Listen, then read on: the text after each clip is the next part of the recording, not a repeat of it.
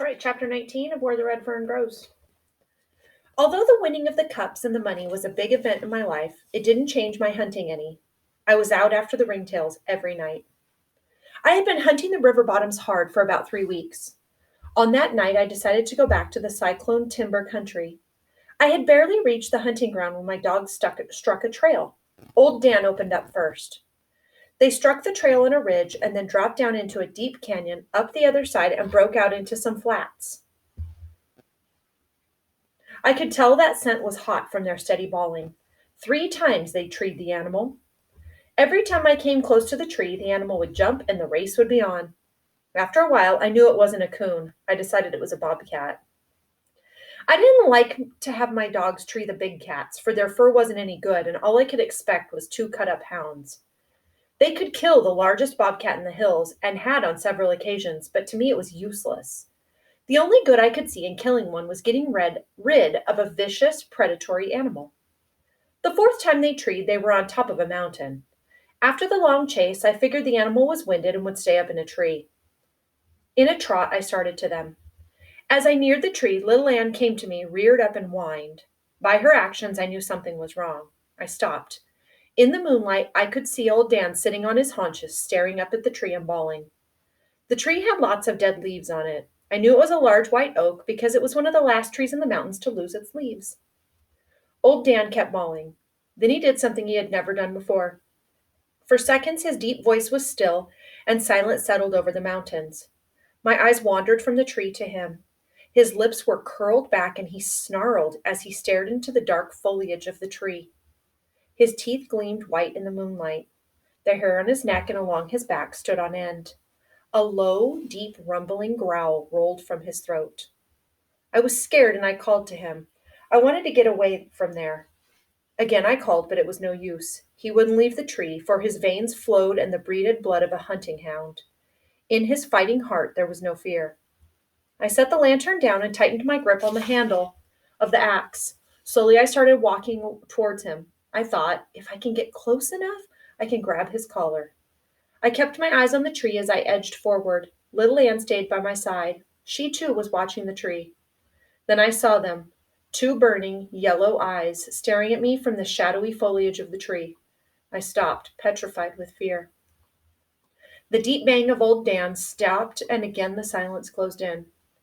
I stared back at the unblinking eyes. I could make out the bulk of a large animal crouched on a huge branch, close to the trunk of the big tree. Then it moved. I heard the scratch of razor-sharp claws on the bark. It stood up and moved out of the shadows onto the limb. I saw it clearly as it passed between the moon and me. I knew what it was. It was the devil cat of the Ozarks, the mountain lion. The silence was shattered by one long, loud bawl from old Dan. I'd never heard my dog bawl like that. It was different. His voice rang out over the mountains loud and clear. The vibration of the deep tones rolled in the silence of the frosty night on, out over the flats, down in the canyons, and died away on the rim rocks, like the cry of a lost soul. Old Dan had voiced his challenge to the devil cat. There was a low cough and a deep growl from the lion. I saw him crouch. I knew what was coming. My hands felt hot and sweaty on the smooth ash handle of the axe. With a blood-curdling scream, he sprang from the tree with his claws outspread and long yellow fangs bared. Old Dan didn't wait. Rearing up on his hind legs, he met the lion in the air. The heavy weight bowled him over and over. He wound up in a fallen treetop. The impact of the 2 bodies threw the lion off balance. Little Ann darted in. Her aim was true. I heard the snap of her steel-trapped jaws as they closed on his throat. With a squall of pain and rage, the big cat rolled over on his side, dragging little Ann with him. His right paw reached out and curved over her shoulder. Sinews tightened and razor-sharp claws dug inward. With a cry of pain, she loosened her hold. I saw the blood squirting from the deep wound in her shoulder. She ignored it and bored back into the fight. Old Dan, stunned for an instant from the impact of the lion's body, fought his way up from the treetop. Bawling the cry of the damned, he charged back in. I went berserk and charged into the fight. There in the flinty hills of the Ozarks, I fought for the lives of my dogs. I fought with the only weapon I had, the sharp cutting blade of a double-bitted axe. Screaming like a madman, with tears running down my face, I hacked and chopped at the big, snarling mountain cat. Once feeling the bite of the sharp blade, the devil cat turned on me. His yellow, slitted eyes burned with hate. The long, lithe body dipped low to the ground. The shoulder muscles knotted and bulged. I tried to jump back, but my foot slipped and I dropped to my knees. I knew I was trapped. With a terrifying scream, he sprang. I never saw my dogs when they got between the lion and me, but then they were there. Side by side, they rose up from the ground as one. They sailed straight into those jaws of death, their small red bodies taking the ripping, slashing claws meant for me.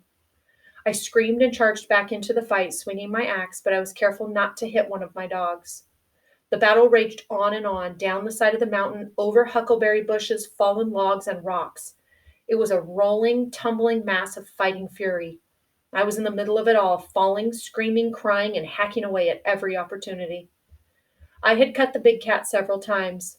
Blood showed red on the bit of the axe, but as I had not gotten in the fatal lick. I knew it had to be soon, for my dogs were no match against the razor-sharp claws and the long yellow fangs. The screams of the big cat and the deep bellowing voices of my dogs echoed through the mountains as the demons of hell had been turned loose. Down the side of the mountain, the terrible fight went on, down to the very bottom of the canyon. The big cat had old Dan by the throat. I knew he was seeking to cut the all-important vein, the jugular. At the pitiful ball of old Dan, little Ann, throwing caution to the wind, ran in and sank her teeth on the lion's tough neck. With her claws digging into the mountain soil, she braced herself and started pulling. The muscles in her strong legs knotted and quivered. She was trying to pull the devil cat's fangs from the throat of old Dan. In the rays of the bright Ozark moon, I could see clearly. For an instant, I saw the broad back of the big cat. I saw the knotty bulge of steel-bound muscle, the piston-like jerk of the deadly hind claws, trying for the downward stroke that could disembowel a dog. Raising the axe high over my head, I brought it down with all the strength in my body. My aim was true. Behind the shoulders and the broad muscular back, the heavy blade sank with a sickening sound. The keen edge cleaved through the tough skin. It seemed to hiss as it sliced its way through bone and gristle. I left the axe where it was, sunk in the eye of the back of the devil cat. He loosened his hold on the throat of old Dan. With a scream of pain, he reared up on his hind legs and started pawing the air. Little Ann dangled from his neck, still holding on. Her eyes were shut tight, and her small feet were digging and clawing at the body. Old Dan, spewing blood from a dozen wounds, leaped high in the air. His long red body sailed in between the outspread paws of the lion. I heard the snap of his powerful jaws as they closed on the throat. The big cat screamed again. Blood gurgled and sprayed. In a bright red mist, it rained out over the underbrush and rattled like sleet on white oak leaves. In a boxer's stance, he stood and clawed the air. His slitted eyes turned green with hate. He seemed to be unaware of the two hounds hanging from his body and kept staring at me. I stood in a trance and stared back at the ghastly scene. The breath of life was slowly leaving him. He was dying on his feet, but refused to go down. My axe handle stuck straight out from his back. Blood, gushing from the mortal wound, glistened in the moonlight. A shudder ran through his body, and he tried once again to scream. Blood gurgled in his throat. It was the end of the trail for the scourge of the mountains. No more would he scream his challenge from the rim rocks to the valley below. The small, harmless calves and the young colts would be safe from his silent stalk. He fell toward me. It seemed that with his last effort he was trying to get at me. As his heavy body struck the ground, something exploded in my head. I knew no more. When I came to, I was sitting down. It was silent and still. A bird, disturbed by the flight, had started chirping far up the side of the mountain. A small winter breeze rustled some dead leaves in the deep canyon. A cold, crawling chill crept over my body. I looked over at the lion. My dogs were still glued to his lifeless body. In his dying convulsions, the axe had become dislodged from the wound. It lay there in the moonlight, covered with blood. My numb brain started working. I thought of another time the axe had been covered with blood. I don't know why I thought of Reuben Pritchard at that time, or why I thought of those words that I had often heard. There is little good in all evil. I got to my feet and went over to my dogs. I knew I had to inspect them to see how badly they were hurt. It wasn't too hard to get little Ann to loosen her hold. I examined her body. She was cut in several places, but nothing fatal. The only bad wound she had was in her shoulder. It was 9 inches long and down to the clean white bone. She started licking it immediately. It was different with little Dan. Try as I might, he wouldn't turn loose. Maybe he could remember the night in the cave when he was a pup, how the big cat had screamed and how he had bawled back at him. I took hold of his hind legs and tried to pull him loose. It was no use. He knew that the hold he had was a deadly one and he wasn't going to let go. I tried to tell him it was all over, that the lion was dead, to turn loose, and I wanted to see how badly he was hurt. He couldn't understand and wouldn't even open his eyes. He was determined to hold on until the body turned cold and stiff. With my axe handle, I pried apart his locked jaws. Holding onto his collar, I led him off to one side. I couldn't turn him loose because I knew if I did, he would go back to the lion. With one hand, I started examining him. I ran my fingers through the short red hair. I could feel the quivering muscles and the hot, sweaty skin. He was a bloody mess. His long, velvety ears were shredded. His entire body was a mass of deep, raw, red wounds. On both sides of his rib carriage, the sharp claws had laid the flesh open to the bone. His friendly old face was pitiful to see. A razor-sharp claw had ripped down one angle across his right eye. It was swollen shut. I wonder if he would ever see from that eye again. Blood dripped from his wounds and fell on the white oak leaves. I saw he was bleeding to death. With tears running down my cheeks, I did the only... Well, we're going to have to stop a couple times in this one. I can already tell you.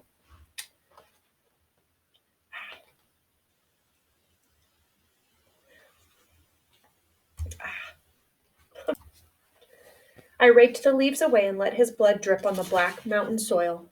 Making it into a mud, I worked it into his wounds to stop the flow of blood. With my axe in one hand and holding onto his collar with the other, we climbed out of the canyon. I knew if I could get him far enough away from the lion, he wouldn't go back. On reaching the top, I saw the yellow glow of my lantern.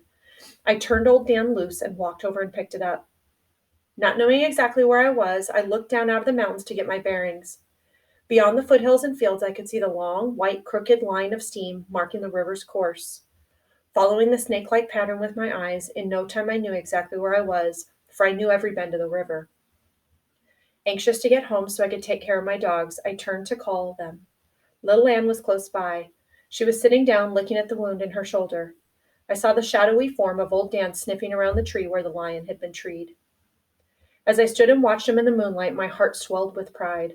Wounded as though he was, he wanted to make sure there were no more lions around. I called to him. In a stiff-legged trot, he came to me. I caught hold of his collar and gave him another inspection. In the lantern light, I could see the mud-caked wounds clearly. The bleeding had almost stopped. I felt much better. Little Ann came over. I knelt down and put my arms around them. I knew that if I hadn't been there for their loyalty and unselfish courage, I would have probably been killed by the slashing claws of the devil cat. I don't know how I'll ever pay you back for what you've done, I said, but I'll never forget it. Getting up, I said, come on, let's go home so I can take care of those wounds. I hadn't gone far when I heard a cry. At first I thought it was a bird or a nighthawk. I stood and listened. I glanced at little Ann. She was looking behind me. I turned around and looked for old Dan. He was nowhere in sight. The cry came again, low and pitiful. Instantly, little Ann started back the way we had come. I followed as fast as I could run. I told you we're going to have to stop a lot of times. Dang it. I found old Dan lying on his side, pleading for help. What I saw was almost more than I could stand. Ugh. Wow.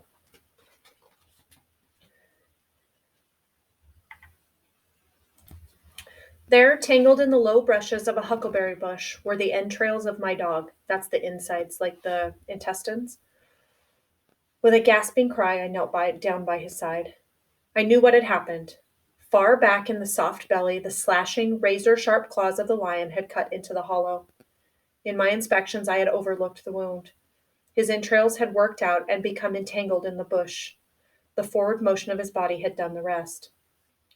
He whimpered as I laid my hand on his head. A warm red tongue flicked out at it. With tears in my eyes, I started talking to him. Hang on, boy, I said. Everything's going to be all right. I'll take care of you. With trembling hands, I unwound the entrails from the bush. With my handkerchief, I wiped away the gravel, leaves, and pine needles. With fingers that shook, I worked the entrails back into the wound. Knowing I couldn't carry him and the axe and lantern, I struck the axe deep in the side of a white oak tree. I blew out the lantern and hung the handle over the other blade. I wrapped my dog in an old sheepskin coat and hurried for home. Arriving home, I awakened my mother and father. Together we doctored my dogs. Old Dan was taken care of first. Very gently, Mama worked the entrails out and in a pan of warm soapy water washed them clean of the pine needles, leaves, and grit. If only I knew what I was doing, Mama said as she worked, I'd feel better. With gentle hands, she worked the entrails back through the opening. The wound was sewn up and bandaged with a clean white cloth. Little Ann wasn't hard to doctor. I held her head while Mama cleaned her wounds with peroxide. Feeling the bite of the strong liquid, she whined and licked my hands. It's all right, little girl, I said. You'll be well in no time. I opened the door and watched her as she limped off to the doghouse. Hearing a whimper, I turned around. There in the doorway to the room stood my sisters. I could tell by the looks in their faces they had been watching for some time. They looked pitiful standing there in their long white gowns. I felt sorry for them. Will little Ann be all right? My oldest sister asked. Yes, I said, she'll be all right. She only had one bad wound and we've taken care of her. Old Dan's hurt bad, isn't he? She said. I nodded my head. How bad is it? She asked. It's bad, I said. He was cut wide open. They all started crying. Now here, Mama said, going over. You girls get back in bed. You'll take a death of a cold being up like this in your bare feet. Mommy, the little one said.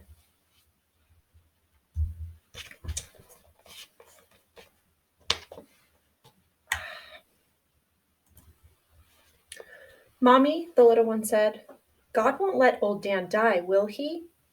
I don't think so, honey, Mama said. Now off to bed. They turned and walked slowly back to their room. The way your dogs are cut up, Papa said, it must have been a terrible fight. It was, Papa. I never saw anything like it. Lil Ann wouldn't have fought the lion if it hadn't been for old Dan. All she was doing was helping him. He wouldn't quit. He just stayed right in there until the end. I even had to pry his jaws loose from the lion's throat after the lion was dead. Glancing at old Dan, Papa said, It's in his blood, Billy. He's a hunting hound and the best one I ever saw. He only has two loves, you and hunting. That's all he knows. If it hadn't been for them, Papa, I said, I probably wouldn't be here now. What do you mean, Mama said, you wouldn't be here now? I told him how the lion had leapt at me and how my dogs had gotten between him and me. They were so close together, I said, that when they came up off the ground, they looked like one. There was a moaning sigh from Mama. She covered her face with her hands and started crying. I don't know, she sobbed. I just don't know. To think how close you came to being killed. I don't think I can stand any more. Now, Papa said as he walked over and put his arms around her. Don't all go to pieces. It's all over. Let's be thankful and do our best for little Dan. Do you think he'll die, Papa? I asked. I don't know, Billy, Papa said, shaking his head. He's lost an awful lot of blood and he's a mighty sick dog. All we can do now is wait and see. Our wait wasn't long. My dogs... Okay, seriously? I don't know how many times I'm going to have to stop.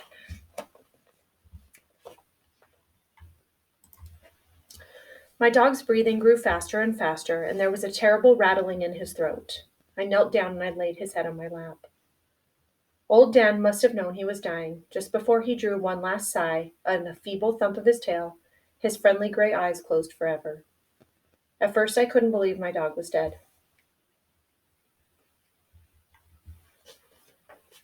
Well, it's not like it's the first time you guys have seen me cry.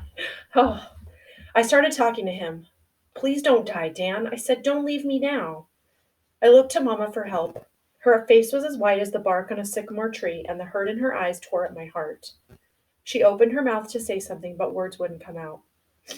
Feeling as cold as an Arctic wind, I got up and stumbled to the chair. Mama came over and said something. Her words were only a murmur in my ears. Very gently, Papa picked up old Dan in his arms and carried him out onto the porch. When he came back in the house, he said, Well, we did all we could do, but I guess it just wasn't enough. I had never seen my father and mother look so tired and weary as they did on that night. I knew they wanted to comfort me, but they didn't know what to say. Papa tried. Billy, he said, I wouldn't think too much about this if I were you. It's not good to hurt like that. I believe I'd just try to forget it. Besides, you still have Lil Ann. I wasn't even thinking about Lil Ann at that moment. I knew she was all right. I'm thankful that I still have her, I said, but how can I forget old Dan? He gave his life for me. That's what he did. He just laid down his life for me. How can I ever forget something like that? Mama said, "It's been a terrible night for all of us. Let's go to bed and try and get some rest. Maybe we'll all feel better tomorrow." "No, Mama," I said. "You and Papa go on to bed. I think I'll stay up for a while. I couldn't sleep anyway." Mama started to protest, but Papa shook his head. Arm in arm, they walked from the room. Long after my mother and father had retired, I sat by the fire trying to think, but I couldn't. I felt numb all over. I knew my dog was dead, but I couldn't believe it.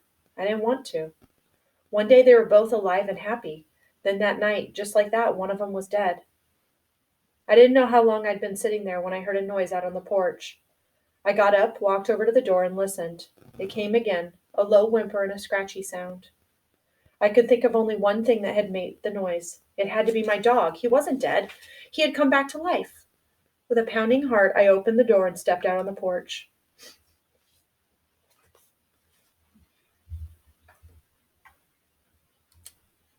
I don't know whether to pause or not. What I saw was more than I could stand. The noise I had heard had been made by little Anne. All her life she had slept by old Dan's side, and although he was dead, she had left the doghouse, come back to the porch, and snuggled up close to his side. She looked up at me and whimpered. I couldn't stand it. I didn't know I was running until I tripped and fell. I got to my feet and I ran on, down through our fields of shocked corn until I fell face down on the river's bank. There in the gray shadows of breaking dawn, I cried until I could cry no more. The churning of gray squirrels in the bright morning sun told me it was daylight. I got to my feet and walked back to the house. Coming up through our barn lot, I saw my father feeding our stock. He came over and said, "Breakfast is about ready." "I don't want any breakfast, Papa," I said. "I'm not hungry and I have a job to do. I have to bury my dog." "I tell you what," he said, "I'm not going to be very busy today, so let's have a good breakfast and then I'll help you." "No, Papa," I said, "I'll take care of it. You go eat breakfast. Tell Mama I'm not hungry." I saw a hurt look in my father's eyes. Shaking his head, he turned and walked away. From rough pine slabs, I made a box for my dog.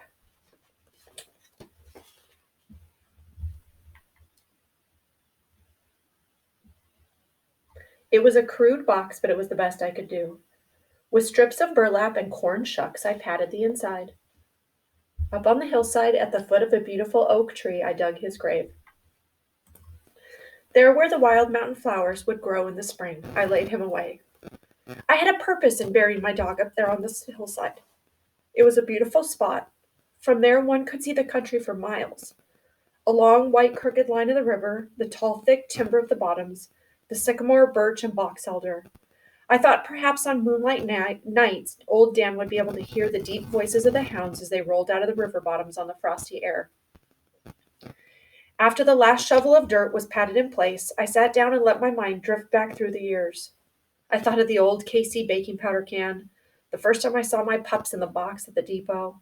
I thought of the $50, the nickels and dimes, and the fishermen and blackberry patches. I looked at his grave, and with tears in my eyes, I voiced these words: "You were worth it, old friend, and 1,000 times over." In my heart, I knew there in the grave lay a man's best friend. 2 days later, when I came back in from the bottoms, where my father and I were clearing land, my mother said, "Billy, you had better go look after your dog. She won't eat."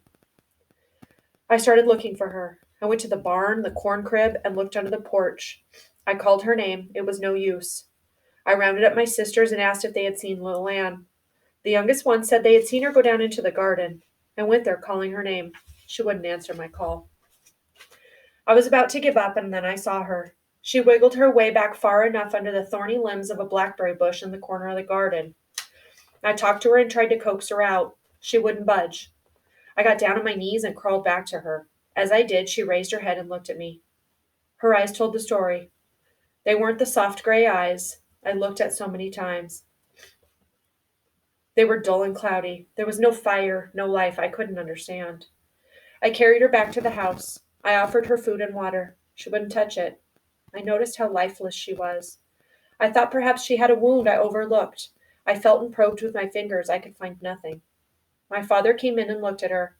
He shook his head and said, "Billy, it's no use. The life has gone out of her. She has no will to live." He turned and walked away. I couldn't believe it. I couldn't. With eggs and rich cream, I made a liquid. I pried her mouth open and I poured it down. She responded to nothing I did. I carried her to the porch. I laid her in the same place I had laid the body of old Dan. I covered her with gunny sacks. All through the night, I would get up and check on her. The next morning, I took fresh milk and again I opened her mouth and I fed her. It was a miserable day for me. At noon, it was the same. My dog had just given up. There was no will to live. That evening, when I came in from the field, she was gone. I hurried to my mother. Mamma told her she had seen her go up into the hollow from the house, so weak she could hardly stand. Mamma had watched her until she had disappeared in the timber. I hurried up to the hollow, calling her name. I called and called. I went up to the head of it, still calling her name and praying that she would come to me. I climbed out onto the flats, looking, searching, and calling. It was no use. My dog was gone. I had a thought, a ray of hope.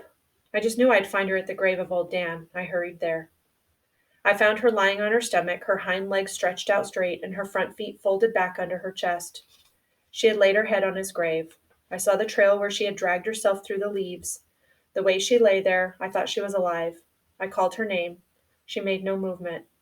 With the last ounce of strength in her body, she had dragged herself to the grave of old Dan. Kneeling down by her side, I reached out and touched her. There was no response, no whimpering cry,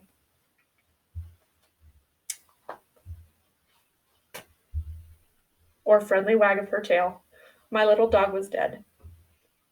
I laid her head in my lap and with tear-filled eyes gazed up into the heavens. In a choking voice, I said, "Why did they have to die? Why must I hurt so? What have I done wrong?" I heard a noise behind me. It was my mother. She sat down and put her arm around me. "You've done no wrong, Billy," she said. "I know this seems terrible and I know it hurts, but at one time or another everyone suffers. Even the good Lord suffered while he was here on earth." "I know, Mama," I said, "but I can't understand. It was bad enough when old Dan died. Now little Ann is gone. Both of 'em gone, just like that." "Billy, you haven't lost your dogs altogether," Mama said. "You'll always have their memory. Besides, you can have some more dogs." I rebelled at this. "I don't want any more dogs," I said. "I don't ever want another dog. They wouldn't be like old Dan and little Ann." "We all feel that way, Billy. I do especially. They fulfilled a prayer that I thought would never be answered." "I don't believe in prayers anymore," I said. "I prayed for my dogs and look, both of them are dead." Mama was silent for a moment, then with a gentle voice she said, "Billy, sometimes it's hard to believe that things like this can happen, but there's always an answer. When you're older, you'll understand better." "No, I won't." I said, "I don't care if I'm 100 years old. I'll never understand why my dogs had to die."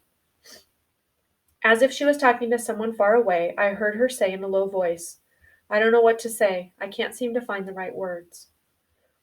Looking up to her face, I saw that her eyes were flooded with tears. "Mama, please don't cry," I said. "I didn't mean what I said."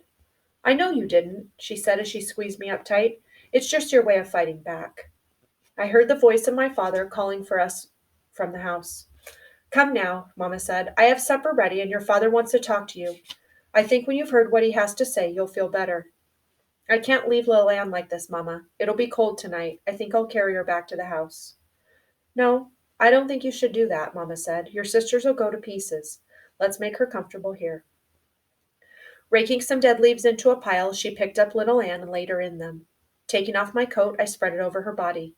I dreaded to think of what I had to do tomorrow. My father and sisters were waiting for us on the porch. Mama told them the sad story. My sisters broke down and started crying. They ran to Mama and buried their faces in her long cotton dress. Papa came over and laid his hand on my shoulder. "Billy," he said, "there are times in a boy's life when he has to stand up like a man.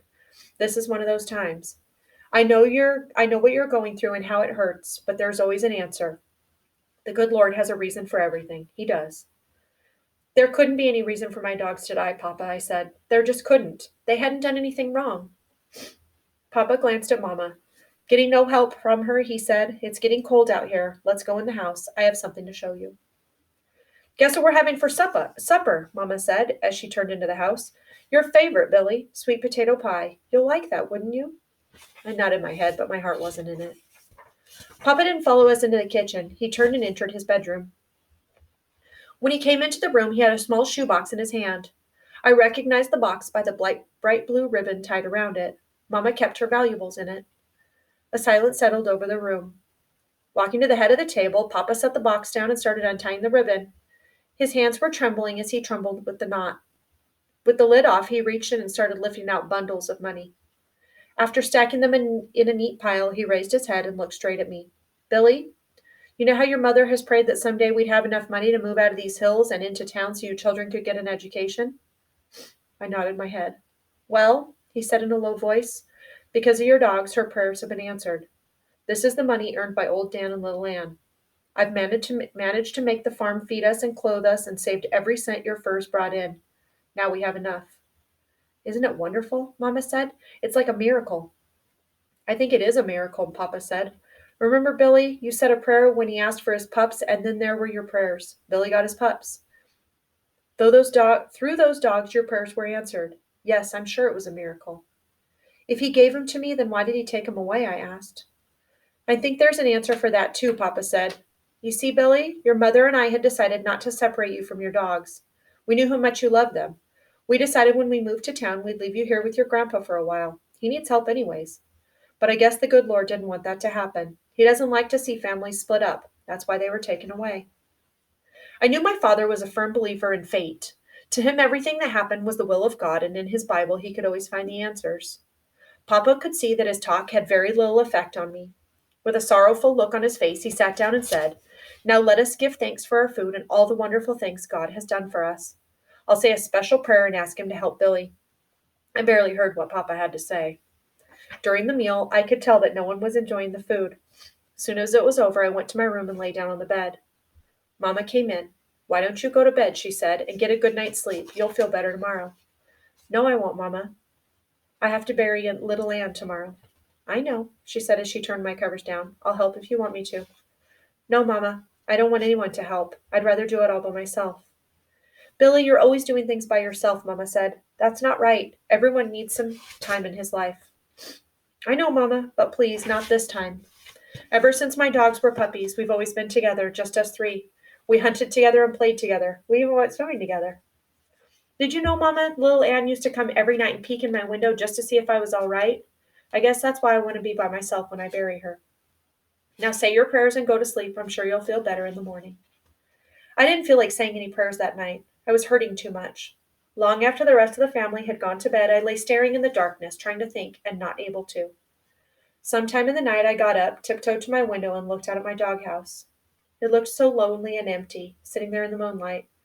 I could see that the door was slightly ajar. I thought of the many times I had lain in my bed and listened to the squeaking of the door as my dogs went in and out. I didn't know I was crying until I felt the tears roll off my cheeks. Mamma must have heard me. She came in and put her arms around me. Billy, she said in a quavering voice, you just have to stop this. You're going to make yourself sick, and I don't think I can stand any more of it. I can't, Mama. I said it hurts too much. I just can't. I don't want you to feel bad just because I do. I can't help it, Billy. Come now and get back in bed. I'm afraid you'll catch cold. After she had tucked me in, she sat on the bed for a while.